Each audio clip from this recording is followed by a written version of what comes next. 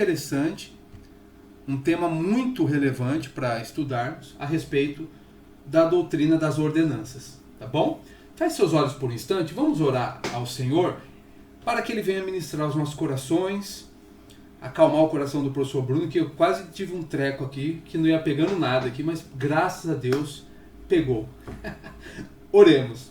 Pai amado, Deus querido, muito obrigado por essa noite na Tua gloriosa presença.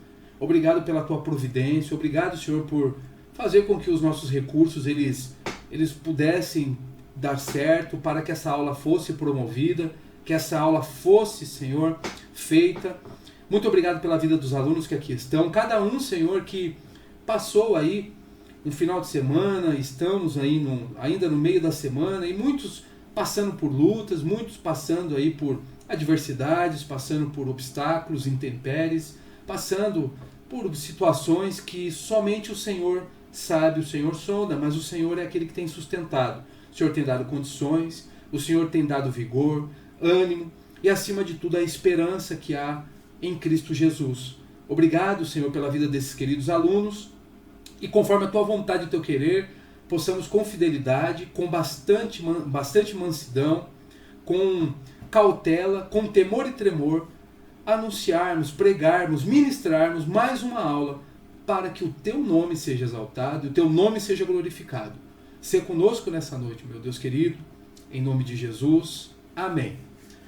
Queridos, eu vou pedir para que vocês... O áudio tá bom para todos? Todos estão me ouvindo bem? Estão me ouvindo bem? Amém, amém, irmã Lúcia. Isso aí. Né, dá um joinha aí. Se for entrar aqui mais alunos, eu vou aceitando, né? Eu acredito que ainda chegue mais alunos, mais irmãos.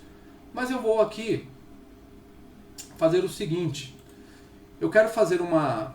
E agora travou o computador aqui. Travou o computador... O outro computador, que eu estou com dois, né? Mas vai dar certo, em nome de Jesus. O Paizinho está no controle de tudo. Eu vou pegar a minha Bíblia física, portanto, e nós vamos falar a respeito, irmãos, das ordenanças. Doutrina chamada de doutrina das ordenanças, ou também nós podemos chamar de doutrina dos sacramentos. Por que é isso, professor? O que são os sacramentos? O que são as ordenanças? Se trata de rituais que foram estabelecidos, que foram deixados pelo nosso Senhor e Salvador Jesus Cristo. Foi o próprio Jesus que estabeleceu para nós essas ordenanças para que pudéssemos ter hoje aí a possibilidade de cumprirmos com elas. Então nós vamos entender quais são. Hoje vamos estudar a respeito das ordenanças que são o batismo e a ceia. A Santa Ceia, tá bom? Ah, professor, mas eu já me batizei, eu já fiz cursinho, eu fiz aí estudo bíblico, eu já sei como é que funciona, sim, mas eu tenho certeza que algumas coisas que nós vamos aprender hoje aqui, você provavelmente não aprendeu um pouco mais aprofundado, tá? Não aprendeu de forma, mergulhou muito, até porque eu dou aula de batismo e eu sei que não dá tempo e não dá para assimilar muitas coisas. Temos aqui a Maria, por exemplo, a aluna Maria, irmã Maria, que está aqui conosco. Fizemos recentemente, tive a honra de batizar Maria. A minha irmã, não sei, ainda não chegou, daqui a pouco ela vai estar chegando aqui. A irmã Lourdes está chegando, seja bem-vinda, minha querida. Deus abençoe sua vida, minha irmã. Bom estar conosco. Eu tive a honra de fazer o discipulado da Maria. Maria se batizou, a filha da Jéssica, né? E a minha irmã também, recentemente. E nós temos aquilo que é chamado de discipulado de batismo. Nós fazemos. Estou fazendo, inclusive, nesse momento, com alguns jovens lá da igreja, do Leozinho, que está aí. Léo, que está conosco aqui, da IFC. Estamos fazendo o batismo desses jovens, né? Muito feliz, porque... Aliás, o discipulado para o batismo, mas eu sei que não dá para aprofundarmos em algumas questões que nós vamos ver hoje, tá bom? Questões que são de suma importância. Então, eu quero pegar aqui uma base bíblica que se encontra lá no Evangelho, segundo escreveu Mateus, Evangelho de Mateus, capítulo é o número 28, tá? capítulo de número 28, e o versículo, meus queridos, ele se encontra do versículo 19 e o 20, tá? Mateus capítulo 28, versículo 19 e versículo de número 20. Estou com uma NVI, a minha versão, e a palavra do Senhor aqui, pelo menos na minha tradução, né, que é a NVI, ela vai dizer o seguinte: portanto, vão e façam discípulos de todas as nações, batizando-os em nome do Pai, do Filho e do Espírito Santo, ensinando-os a obedecer a tudo o que eu ordenei a vocês, e eu estarei sempre com vocês até o fim dos tempos. Amém? Meus irmãos, olha só, que coisa interessante. A última disciplina que nós estudamos, a última aula, foi a respeito da doutrina da igreja. Então, vimos aí o estabelecimento da igreja, a existência da igreja, o que é ser igreja. E a igreja, ela tem um papel, ela tem uma função. A igreja, ela tem exatamente a função dessa passagem aqui que nós acabamos de ler, que são as últimas palavras do Senhor Jesus, que nós vemos aí, logo após a morte de Cristo, a ressurreição, e antes da sua ascensão aos céus, de Jesus subir aos céus, ele anunciou, ele ordenou essas palavras aqui naquilo que é chamado, segundo as escrituras, né, e a perspectiva escriturística e bíblica, de a grande comissão, que é a tarefa missionária da igreja. A igreja, ela tem uma tarefa. A igreja de Cristo Jesus, ela tem uma tarefa, e essa tarefa, ela está aqui em apenas 2 versículos, bem direcionada, bem orientada para cumprir aquilo que o Senhor Jesus estabeleceu para a sua igreja. Agora abriu aqui, que maravilha. Então, eu vou colocar aqui, que fica bem grandão na minha tela aqui, fica bom demais o negócio. Aí a gente fica feliz demais. Evangelho segundo Mateus, né? Capítulo 28, versículo de número 19 e o 20. E o que é interessante dessa passagem aqui, meus queridos?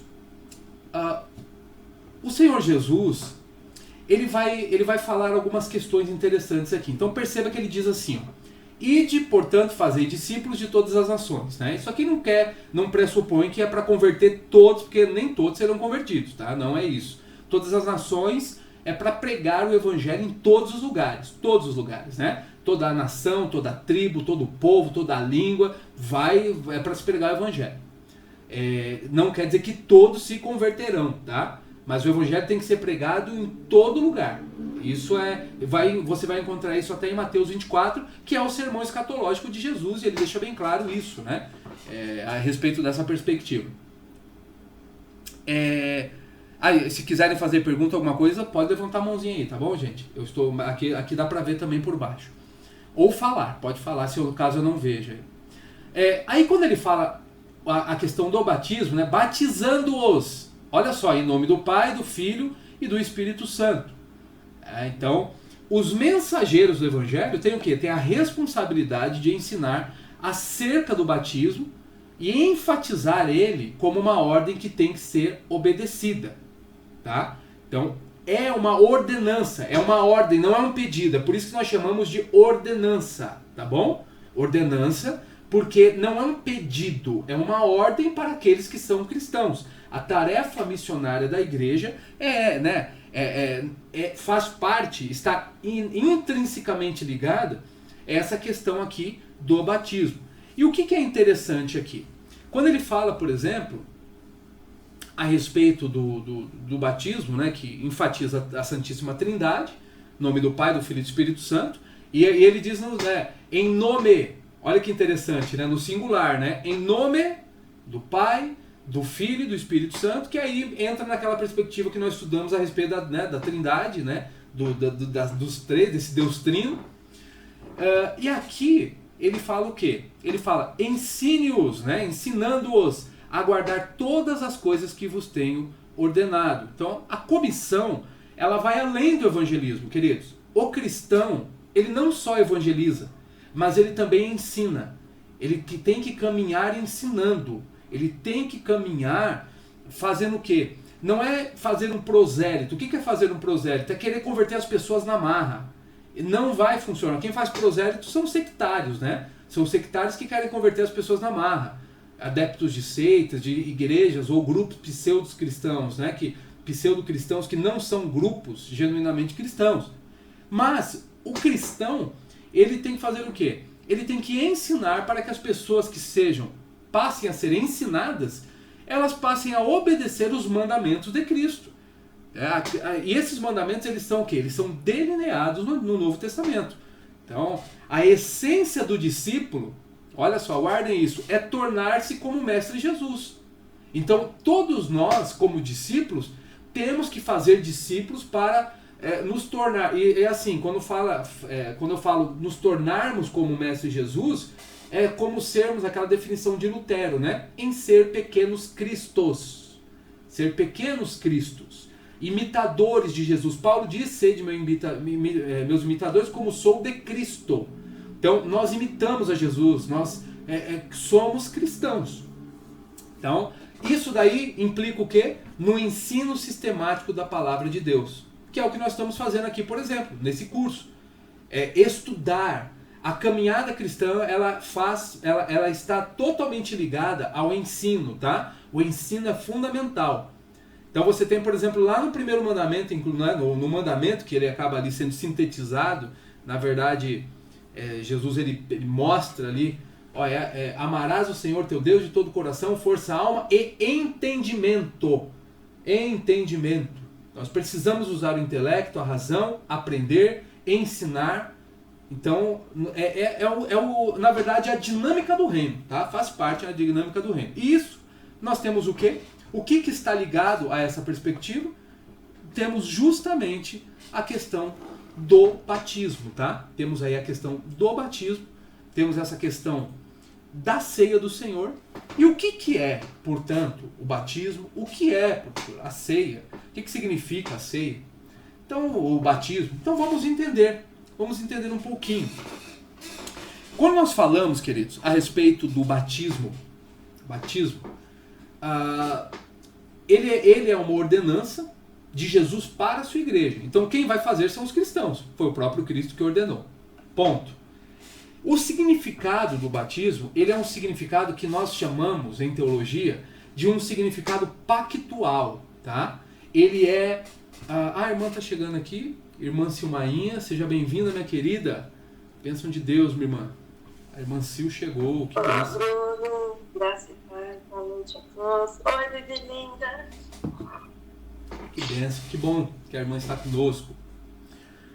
Tá bem no comecinho ainda, minha irmã. Vai pegar aí, eu acabei de sair da introdução.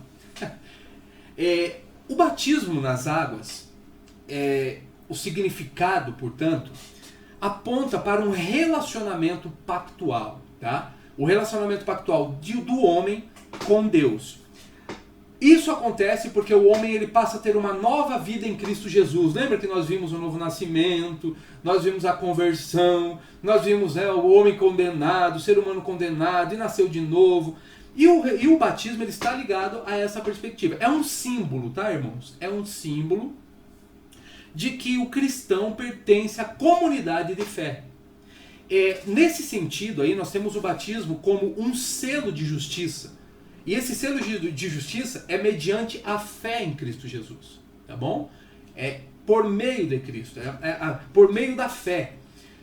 Todas as igrejas cristãs, elas observam aí, você vai ver, a prática do batismo nas águas, diferente do batismo no Espírito Santo, tá? Batismo no Espírito Santo é uma coisa, ou o batismo do Espírito Santo, no Espírito Santo é uma coisa, e o batismo nas águas é esse ritual, né? Chamamos de um sacramento. O Luiz está chegando, seja bem-vindo, Luiz, que bênção, glória a Deus, maravilha. Acabamos de iniciar aqui a entrar na questão do batismo nas águas. Bom que o irmão veio. Aleluia. Olha aí, eu estava tão acostumado só no laptop, que eu até esqueci que eu posso acessar também pelo celular. Cara, dá sim, meu irmão. É só pegar o celular aí que vai dar certo. Que Eu benção. até botei lá naquele áudio, eu falei assim, eu tô com o computador fraquinho aqui, acho que eu só vou escutar o áudio, talvez eu consiga escutar o áudio. Depois o senhor me disse, meu filho, você não tem um celular aí? Acesse pelo celular, seu bexiga. É isso aí, meu irmão. Aí sim. Vambora estudar, que ainda tem bastante conteúdo. Eu fiz uma introdução e começamos agora a respeito do significado do batismo, tá?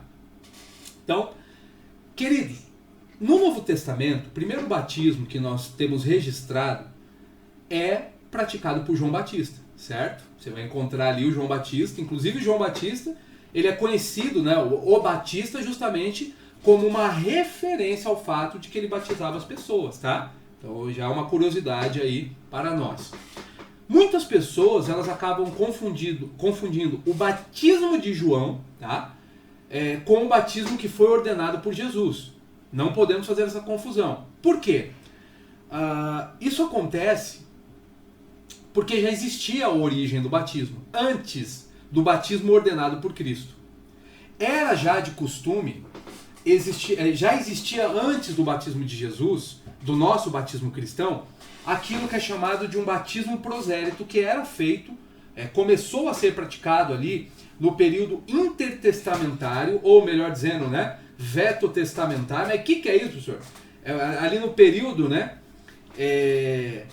que antecede esse período do Novo Testamento, e era um batismo praticado pelos judeus para os gentios, aqueles que não eram judeus. Por quê?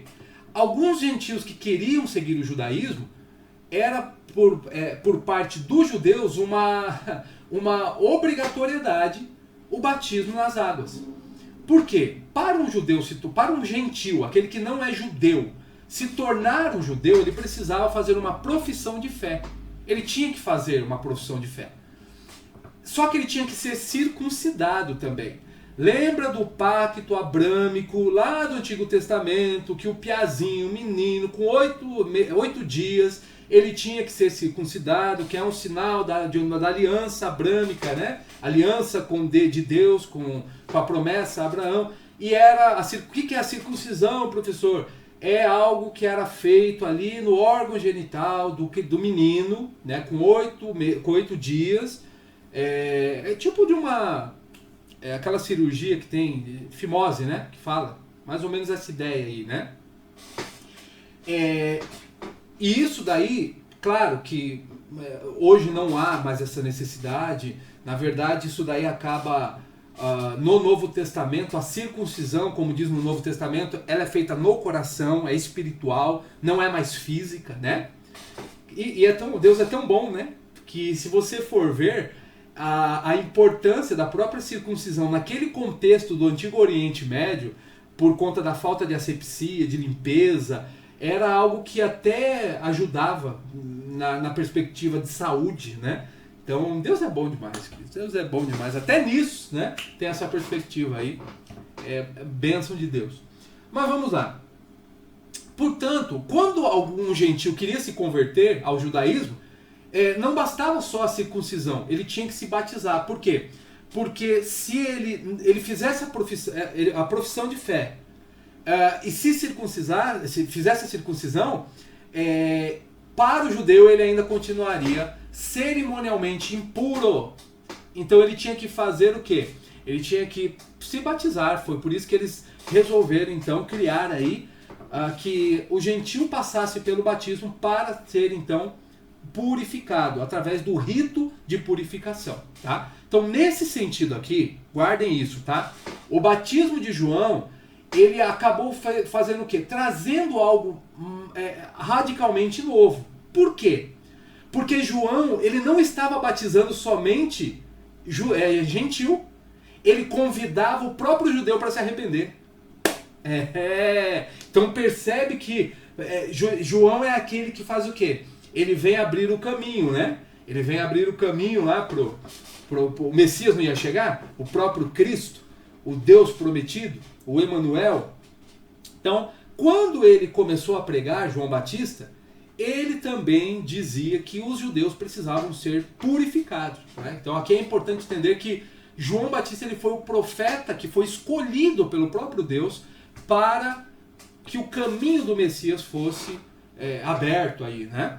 Então João ele fazia o quê? Ele propagava, ele proclamava o arrependimento e a iminente chegada do reino dos céus. Que nós vemos isso em Mateus, capítulo de número 13, versículo 2, tá? Então, enquanto algumas pessoas acabavam ficando irritadas aí com João Batista, o que ele estava fazendo, outras foram alcançadas, entregavam a vida a Deus, se arrependiam, enfim, e foram batizadas por ele. Mas, queridos, o batismo de João ainda pertencia ao antigo pacto, tá? Ainda pertencia ao antigo pacto. Quando Jesus ele vem, o que acontece? Ele deixou a ordenança do batismo para a igreja. Para a igreja. Ele deixa para os cristãos. Então, isso daí não significa que ele simplesmente queria que o batismo de João continuasse a ser observado. Não. É porque assim, ó, vamos relembrar algumas questões. Se você não sabia, a título de curiosidade, vai saber agora. Os pactos, eles são os pactos são extremamente importantes na perspectiva bíblica para Deus. Se você der uma olhada, o pacto ele tem o quê? Ele tem sempre um sinal. Então, depois do dilúvio, por exemplo, Deus ele fez um pacto com Noé e com a criação, certo? E o que ele fez? Ele disse que não destruiria mais a terra pelas águas, né? E o que ele fez? Ele colocou um arco-íris, certo? Colocou um arco-íris como sinal desse pacto. Quando você vê, por exemplo, Deus fazendo aliança com Abraão e a sua descendência, lembra que Deus faz essa promessa e esse pacto com Abraão? Ele estabelece a circuncisão como um sinal de pacto, tá? Da sua promessa, através desse pacto. O que Jesus ele faz? Jesus, ele instituiu um novo pacto. Ele vai instituir, ele vai estabelecer um novo sinal. Então, apesar de ter aí aproveitado da perspectiva do antigo pacto, do rito de purificação do batismo, Jesus ele faz o quê? Ele vai colocar para os cristãos o batismo de maneira que nada tem a ver com o batismo de João, da antiga aliança, mas nós vamos observar sim, hoje, como cristãos, o batismo que é instituído pelo Senhor Jesus. Por quê? Porque nós estamos no pacto da nova aliança. Tá bom? Então, do mesmo modo, o batismo ele foi instituído nessa nova perspectiva desse novo pacto, porque nós estamos no pacto da nova aliança. Tranquilo até aqui, queridos? Sossegado. Vocês vão percebendo que é muito mais sério do que a gente imagina, né? A perspectiva bíblica é muito mais. A questão dos sacramentos, desses rituais, é muito mais sério do que a gente imagina. O significado do batismo nas águas, ele vai ter aí alguns significados diferentes em alguns círculos cristãos, tá? Tem até briga.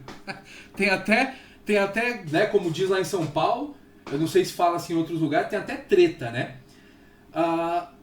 Esse é um dos motivos que mais tem debates aí do significado. Aliás, o batismo em si, tá? O batismo em si. Eu deixei tem alguns significados aqui, mas antes de entrarmos aqui, eu quero deixar uma coisa bem clara para os irmãos, tá? Se você é batista, se você é presbiteriano, se você é assembleiano, independente da denominação que você faz parte, tá? Nós somos irmãos em Cristo, tá bom? Somos irmãos em Cristo. Professor, porque lá na minha igreja o batismo não é igual na do professor. Amém. Glória a Deus. Tá? Agora, eu vou falar aqui qual que é o tipo de batismo que a gente faz, né? Eu vou falar para vocês. Eu tenho até essa obrigação, né? Como professor, eu não vou falar no meu ministério que eu faço parte, não faz sentido nenhum. Mas é só para entendermos que, independente dessa questão, nós somos irmãos em Cristo, tá? Desde que não seja algo herético, desde que não seja algo, né, que compromete aí com as escrituras, então não há problema nenhum. Maravilha. Ó a Brunella chegando aí. Maravilha, minha irmã. Chegou, ainda vai pegar um conteúdo bom. Vai conseguir acompanhar um conteúdo bom. Boa noite a todos. Perdão, mano, eu tava na rua. Não, fique em paz. Correndo. Como diz aqui em PG, né? Aqui no Paraná, fique susse. Fique tranquila que vai dar tudo certo. Bom, queridos, significado então do batismo, tá? E a Bru, que acabou de chegar, minha irmã, eu tive a honra também de batizar a minha irmã, né? Olha que bênção de Deus. Tive a honra de fazer o batismo da minha mana.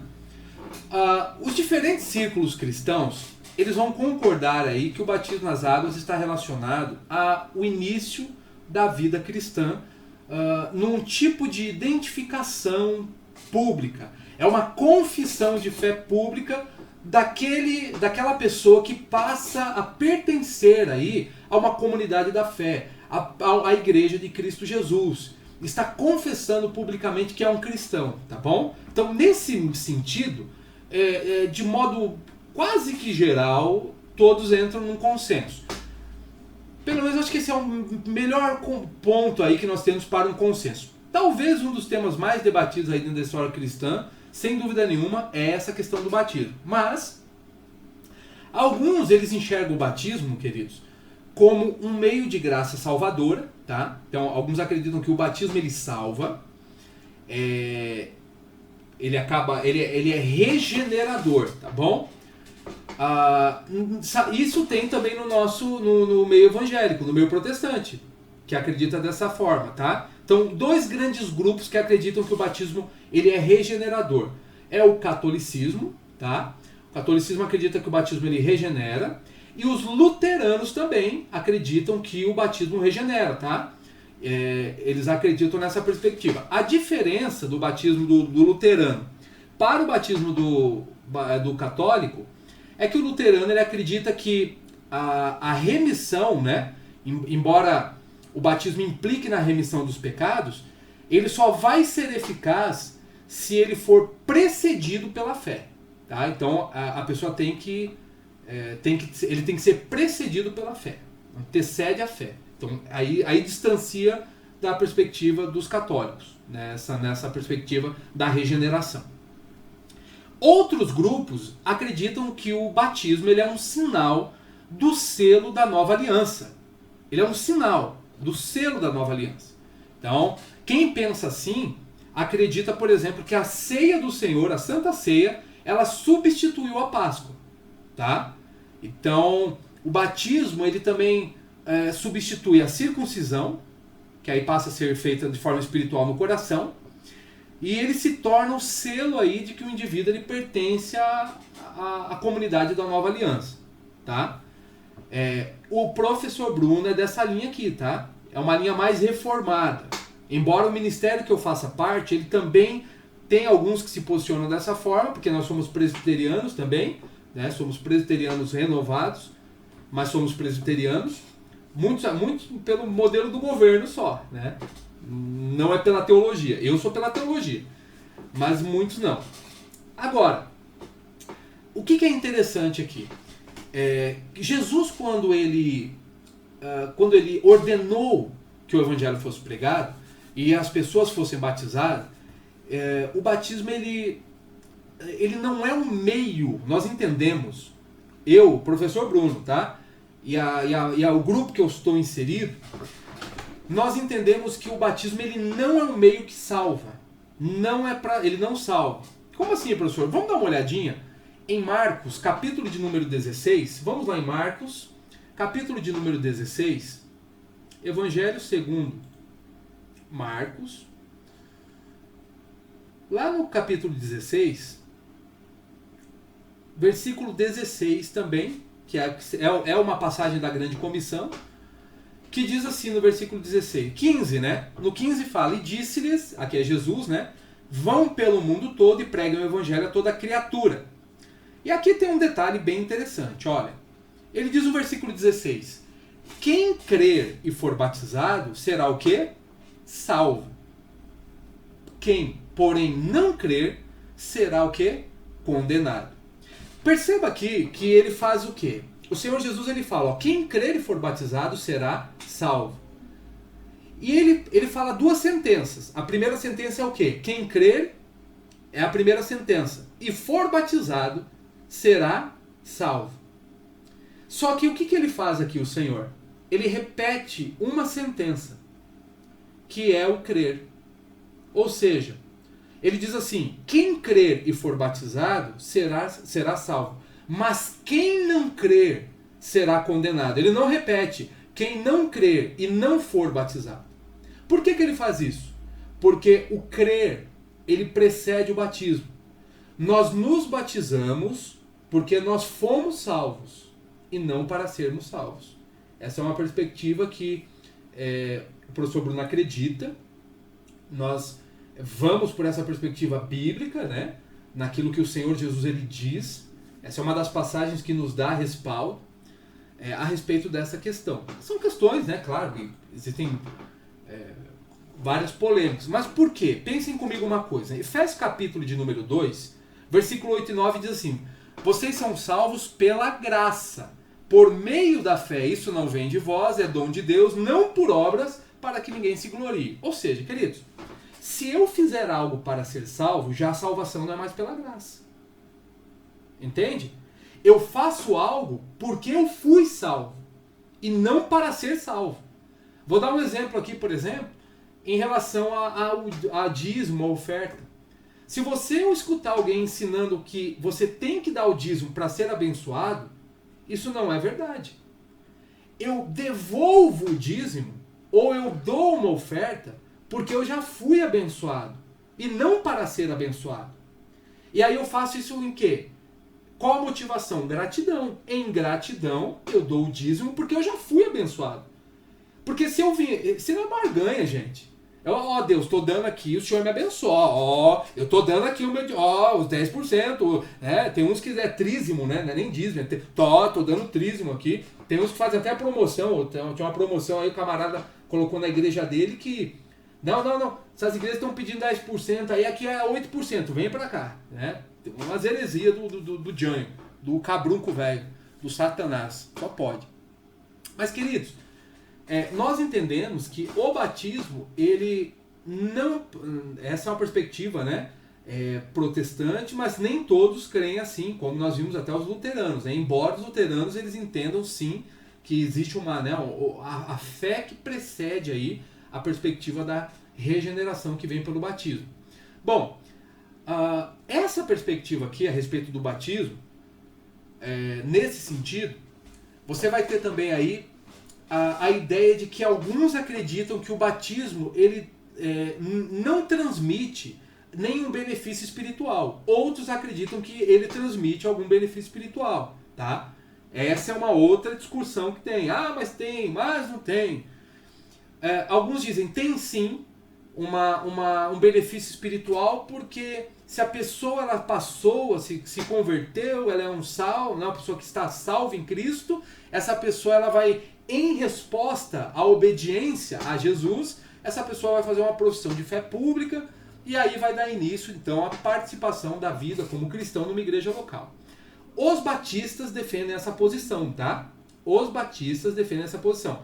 Os presbiterianos do Brasil não, tá bom? Eles não defendem essa posição.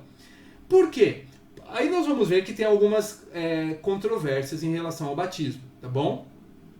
Bom, não é apenas o significado nas águas que vai ter aí as tretas, tá? Em relação a essa questão. Mas a forma como se batiza. A forma. Qual que é o formato de batismo? Alguns aplicam, queridos, o batismo por aspersão, outros por imersão e outros por efusão. Ai, Jesus, o que é isso, professor? Misericórdia, que negócio é isso? Vamos lá. No batismo de aspersão, a água ela é aspergida, ou seja, ela é respingada na pessoa, tá? Ela é respingada. O batismo por imersão, a pessoa ela é o quê? Ela é totalmente imerso. A pessoa é imerso onde? Na água. Ela mergulha na água, tá? Já o batismo de efusão, a água é derramada em uma porção de água é derramada na cabeça da pessoa. Então tem a diferença. Os presbiterianos do Brasil, eles fazem por aspersão, tá? Nós presbiterianos renovados, os batistas, nós fazemos por imersão, nós mergulhamos, tá? E os católicos, eles fazem por a porção da água, que é, no caso, a efusão, tá? Então você tem aí, se eu não me engano, os luteranos também fazem a efusão, tá bom? Dessa maneira, se eu não me engano. Porque eles também batizam crianças, né? Que é uma outra discussão. É uma outra treta que tem aí.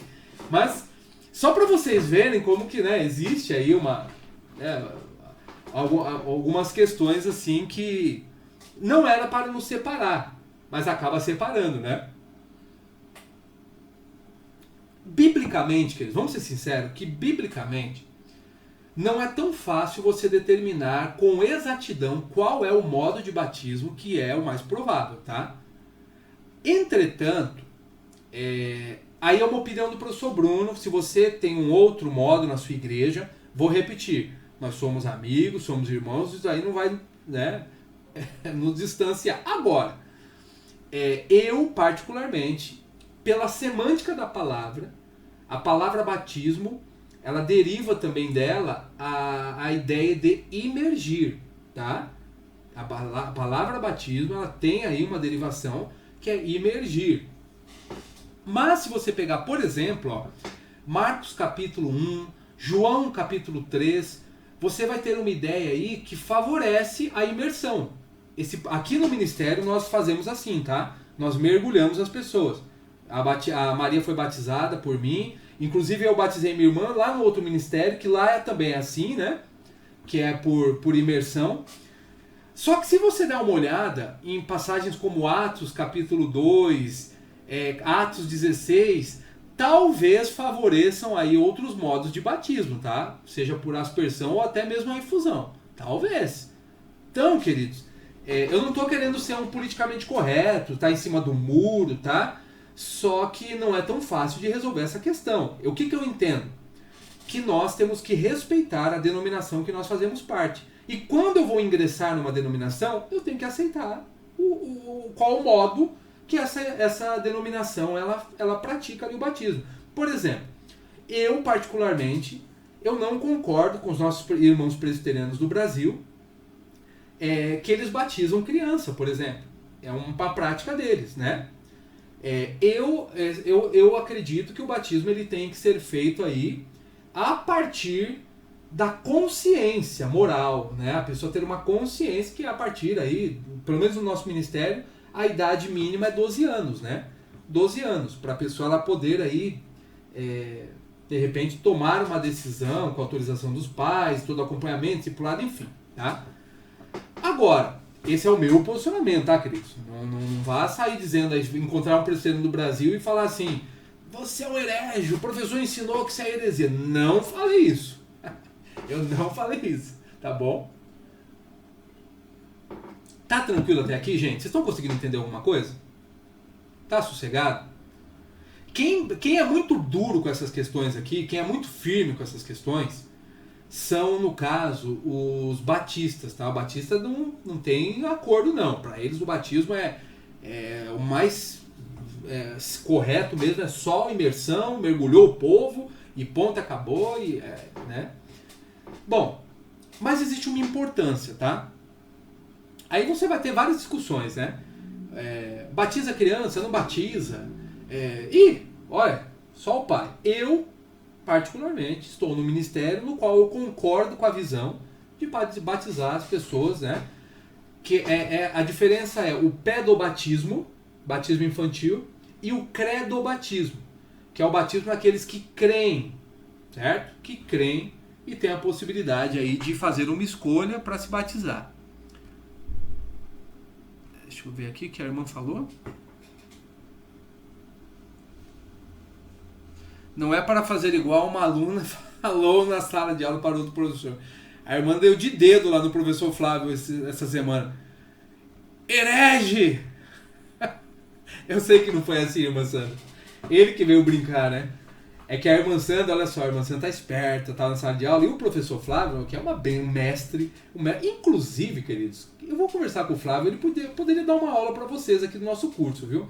O Flávio, ele é top demais, ele é muito bom, é um mestre piedoso, um baita de um professor, mestre, muito bom, muito bom. E o professor Flávio, na segunda-feira, ele afirmou lá que o sacerdote no Antigo Testamento, ele ficava amarrado numa cordinha, né? E o professor Bruno já havia ensinado os irmãos que isso daí não é bíblico, né? Porque assim, o Flávio, ele tem a especialização do professor Flávio, ela é de fato no Novo Testamento, ele é muito bom no Novo Testamento, mas ele é bom demais. Não que ele não conheça o Antigo Testamento. Só que eu aprendi pela minha esposa que a glória de Deus ela era tão forte lá no Antigo Testamento. Olha que as coisas que a gente aprende, né? A glória de Deus era tão forte, ela falava pra mim, amor, e os sacerdotes eles ficavam amarrados numa corda. E aí, se caso eles morressem lá dentro, as pessoas eram puxadas pela corda, né? Aí eu falei, meu Deus, eu acreditava naquilo. Aí um dia, nessa questão da vida apologética, eu fui pesquisar, e não existe isso na Bíblia, né? Existe o sininho, sim, na veste, na estola, né? Na veste sacerdotal, tem um sino ali, mas não existe corda. Aí eu fui pesquisar e eu descobri que um livro, eu tenho inclusive aqui, um livro do século XIII, chamado Zohar, que é um escrito judaico, místico, bem místico assim, ele fala a respeito disso. Não tem nada de bíblico. É um escrito judaico, místico, não tem nada a ver. E no Talmud, que é um escrito judaico, fala que um sacerdote ele teve mal súbito. E ele morreu, né, isso no Talmud. Só que existiam outros sacerdotes autorizados que poderiam entrar e tirar o sacerdote se ele passasse mal, morresse lá dentro. A prova disso é que Arão, ele tinha os filhos dele que eram sacerdotes também. Então eles eram autorizados. Então aí o professor Flávio se retratou lá no grupo e tal, mas foi muito engraçado porque ele falou que a irmã deu de dedo, professor. Ele mandou mensagem pra ele, a irmã deu de dedo. Herege. Eu falei, não, a irmã não falou assim, não falou. Mas foi bênção de Deus. Né, irmã Sandra? Mas foi bênção de Deus. Vamos lá. A importância do batismo, queridos. Batismo ele não deve ser aí um termo usado para nos dividir, tá? Vamos sempre lembrar isso. Mas, embora existem as diferentes interpretações e os significados dos métodos de ministração do batismo, nós temos aí, de fato, uma prática que ela é bíblica, é para o cristão e nós temos que fazer, tá bom? Nós temos que fazer. Vamos deixar as controvérsias de lado aí e entender que o batismo ele tem aí sim uma perspectiva extremamente importante, há necessidade de fazermos, né? Deixa eu só abrir aqui eu tenho um outro esbocinho que eu deixei aqui. E aqui, meus queridos, eu quero pontuar algumas questões aqui, rapidamente. Deu para entender? Aqui tá tranquilo. Essa questão da imersão, da efusão, tá tudo cegado, né? Então vamos lá. Tá marcando ali 43 minutos. Eu vou fazer o seguinte, então. Do batismo, alguma dúvida, queridos? Deu para entender que o batismo, né, ele tem essa perspectiva aí de uma profissão de fé pública, né? Existem esses diferentes posicionamentos. Aqui tá tranquilo? Pode falar, Leozinho. Pode perguntar, meu querido. Professor, o senhor falando me levantou uma dúvida sobre o batismo. É necessário que tenha uma pessoa, tipo um pastor, alguém para batizar uma pessoa que quer ser batizada, ou é permitido também pra gente que já tem uma caminhada como cristão assim a batizar?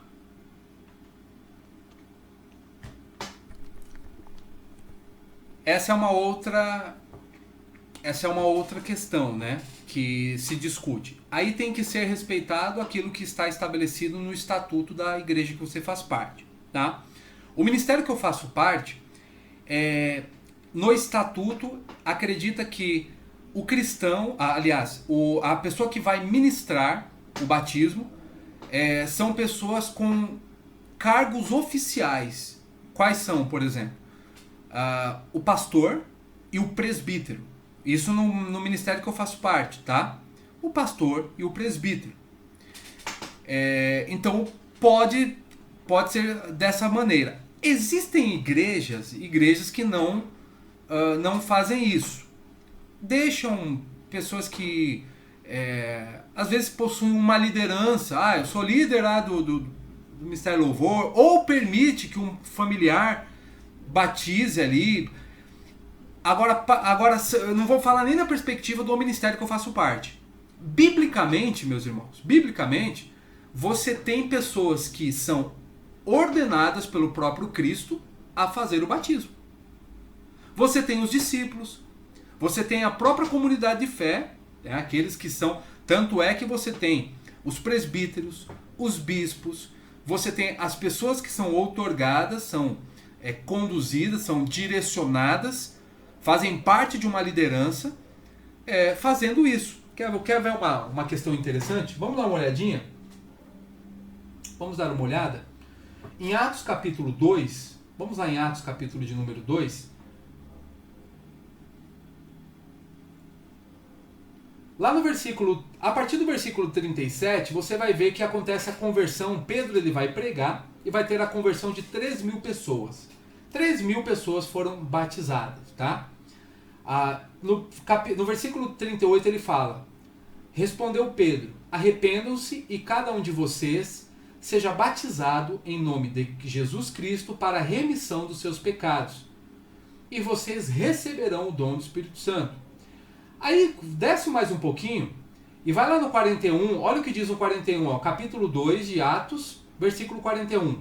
Então os que aceitaram a palavra de Pedro foram o quê? Batizados, havendo um acréscimo naquele dia de quase 3.000 pessoas. Agora vamos descer um pouquinho no 42 em diante, que fala a respeito dos novos convertidos, tá? E aqui eu já vou pegar um ensejo para entrar na ceia, tá bom? Já entro na ceia. Aí diz assim, e perseveravam na doutrina dos apóstolos e na comunhão, no partir do pão e nas orações. Em cada alma havia temor, muitos prodígios e sinais eram feitos por meio dos apóstolos, tá? Todos os que criam estavam juntos e tinham tudo em comum. Essa passagem aqui, os comunistas, né, os progressistas, os esquerdistas, eles gostam de usar essa passagem dizendo que isso aqui é marxismo, né? Só que aqui não é o Estado dividindo nada, né? As pessoas voluntariamente querendo dar os seus bens, enfim. Isso aqui não é entenda uma coisa, irmãos. Isso não é uma prescrição, é uma descrição. Uma prescrição é um mandamento, por exemplo. É uma doutrina bíblica, como o batismo. É uma prescrição bíblica. Agora, uma descrição é outra coisa. Ele está descrevendo algo que eles faziam aqui. Mas vamos lá. A questão aqui é a seguinte. Eles perseveravam na doutrina dos apóstolos, na comunhão, no partir do pão e nas orações. Nós vimos aqui, e já vou entrar na questão da ceia, tá bom? Quanto a essa questão, Léo, a questão do quem que pode aí receber o batismo, quem que pode aplicar o batismo, né? Mas quem que pode ser aí a pessoa que vai aplicar, quem que vai ser a pessoa que vai receber? Eu, particularmente, é um posicionamento do professor Bruno, tá? Eu acredito que o ideal, se tem uma igreja organizada, com pastor, com presbíteros, né, e dependendo do modelo de governo, mas tendo aí o líder, que seja essas pessoas, tá? Que venham a fazer o batismo, tá bom? O ideal. Agora, irmãos, existem casos e casos. E eu vou dar um exemplo para vocês. Existe um livro, que é um dos primeiros livros que eu li, chama Um Homem do Céu, do irmão Yun. Um Homem do Céu. Um chinês que se converteu ao cristianismo no período de Mao Tse Tung. E olha que interessante. Ele está dentro de uma cadeia, preso, e começa a pregar o evangelho, e começa ali o povo se converter, e alguns tinham desejo de ser batizados. O desejo de ser batizados.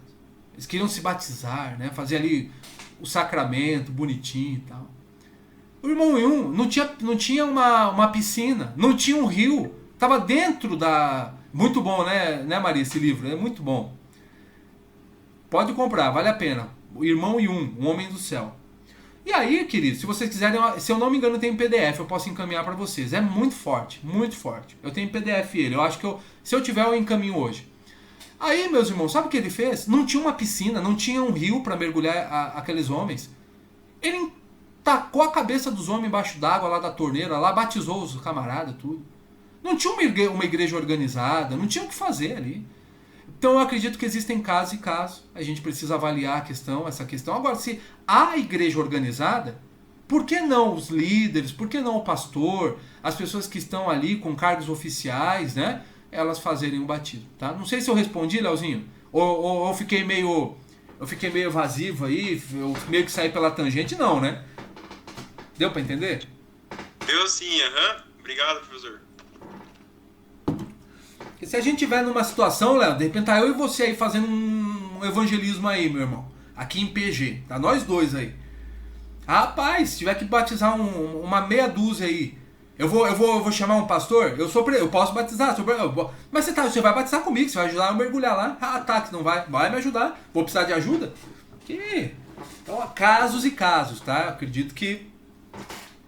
Aleluia, Maria, aleluia, isso mesmo. Mas eu quero já pegar aqui o ensejo dessa passagem de Atos, que diz assim, logo depois, né, versículo 41, lá de Atos capítulo 2, então os que aceitaram a palavra de Pedro foram batizados, havendo um acréscimo naquele dia de quase 3.000 pessoas, e perseveravam, como diz no versículo 42, no que? Na doutrina dos apóstolos e na comunhão, no partir do pão e no que? Nas orações. Então, olha que interessante aqui. Quando você vê, ó, o que é a doutrina dos apóstolos? Logo depois que eles foram batizados, tá? Eles perseveraram na doutrina dos apóstolos, que são os ensinamentos inspirados dos apóstolos, tá? Aqueles homens que foram inspirados por Deus. Bom, aquilo que foi transmitido, podemos dizer assim, né? De forma oral, e hoje nós temos aí preservado no Novo Testamento. Essas são as doutrinas dos apóstolos, tá? Tá na sua mão aí, na sua biblinha, bonitinho. Aí diz que eles perseveravam no que também? Na comunhão. Então, uma nova vida em Cristo Jesus também foi comprovada pelo desejo dos recém-convertidos fazerem o quê? Conviverem como povo de Deus, e com o povo de Deus e uma comunidade de fé cristã, tá bom? Eles se sentiram-se aí separados do mundo, não é isso que a gente se sente? A gente se sente separado do mundo, né? E nós queremos estar aí em comunhão com os irmãos. Agora tem um ponto interessante aqui. No partir do pão. Essa expressão ela é usada no Novo Testamento tanto para a ceia, para a Santa Ceia, quanto para as refeições diárias, tá? Guardem isso. É usado tanto para a Santa Ceia como para as refeições diárias. Agora, tem um detalhe bem interessante aqui. Nesse caso aqui, o significado ele deve ser definido de acordo com o contexto que a passagem está inserida. O contexto aqui de Atos 42 se trata, evidentemente, de uma referência à ceia do Senhor. Por quê? Por que o professor tem tanta convicção? Não tinha necessidade nenhuma, queridos, de especificar que os recém-convertidos eles perseveravam em algum tipo de refeição. Que já é algo normal? Já se alimentar é algo normal? Ou vai dizer que eles só começaram a comer comida depois que se converteram? Então, o partir do pão aqui é uma referência clara que após o batismo nós passamos a fazer parte, né, da ceia, de ceiarmos. Porque alguns falam assim, mas tem que ser batizado, né? Tem essas questões aí. Tem que ser batizado para participar da ceia. Essa aqui é uma passagem que nos dá respaldo para isso, tá? Não só essa. O próprio Senhor Jesus, que foi batizado, mas ele foi batizado não porque ele tinha pecado, nem para se arrepender, mas, como ele diz, né, para que se cumprisse toda, né, a justiça, ou seja, os requisitos, humanamente falando, e do ministério terreno dele. Ele ia cumprir ao pé da letra, ele cumpriu, e um deles era, assim, a própria identificação que ele vai ter com a humanidade através do batismo, não porque ele era pecador, tá bom? Mas porque ele se identifica com a humanidade. E o que é interessante aqui, meus amados, que após, né, o batismo, você tem o quê? Você tem o Senhor, ele estabelecendo. Depois do batismo, ele estabelece, ele inaugura a ceia. Então eu quero aqui, rapidamente, ver com você aqui, ó, o Evangelho segundo. Agora peraí, deixa eu fazer uma proposta aqui. Eu e minhas propostas. Deixa eu fazer uma proposta. Vocês aguentam aí uns 10, 15 minutos, isso vai ficar resumido, tá? 10, 15 minutos, vamos fazer de forma democrática. 10, 15 minutinhos, para eu falar, porque senão vai ficar muito puxado, já estamos com 55 minutos de aula. Para eu falar a questão da ceia, ou vocês preferem que eu faça uma aula só da ceia? O que vocês preferem? Vocês que escolhem. Vou deixar aí. Vamos votar aí, gente. O que vocês preferem? Pode falar, gente. Só que... Se for para ficar bem completo e manter mais um momento de comunhão, eu prefiro uma aula só de ceia. Ó, só vou lembrar uma coisa, tá? Não vai contabilizar, tá? Eu não vou colocar como... Porque assim, ó, hoje é a 16ª aula, tá? 16ª. Então a próxima aula continua como a 16ª, tá? Eu não vou contabilizar não aí. O que vocês acham?